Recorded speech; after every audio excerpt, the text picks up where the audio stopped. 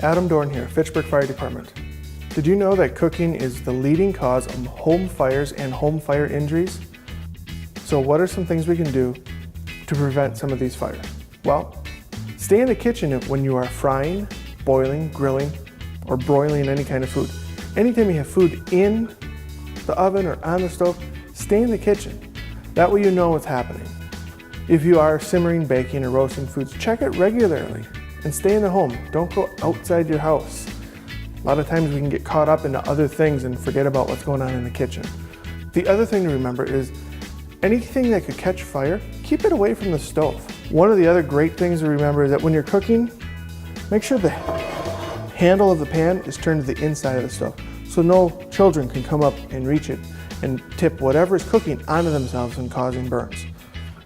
While we don't see many burns here in Fitchburg from cooking, kitchen fires are one of our leading causes of fires in the homes.